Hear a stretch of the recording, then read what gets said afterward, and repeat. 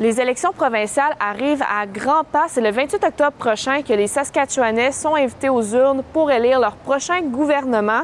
Et c'est à partir de demain qu'il sera possible de s'inscrire pour le vote par correspondance. Ce matin, le directeur général d'Élections Saskatchewan, Dr. Michael Boda, indique qu'il y aura cette année des bureaux de vote électroniques qui utilisent des lecteurs de code barre pour lire les cartes des électeurs. À la fin mai, plus de 800 000 électeurs étaient déjà inscrits sur la liste électorale provinciale. Pour ceux qui ne l'ont pas déjà fait, il est toujours possible de s'inscrire sur le portail d'Élections Saskatchewan. Les électeurs recevront par la poste une carte avec les informations où et quand il sera possible de voter. Des voyageurs accusent un hôtel de Regina de les avoir accusés à tort pour des dommages dans leur chambre. C'est ce qu'affirment 2 personnes qui ont séjourné au Residence Inn au cours des 7 derniers mois.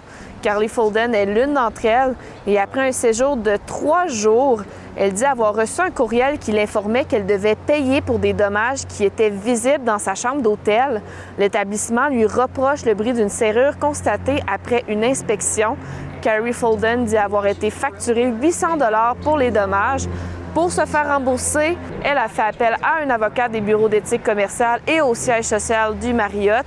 Après 1 mois et demi, elle a finalement pu être remboursée après avoir porté plainte à sa compagnie de carte de crédit. Le quartier Cathédrale aura bientôt une micro-forêt. Plus de 3700 arbres ont été plantés cette fin de semaine par des bénévoles et des élèves dans la capitale provinciale.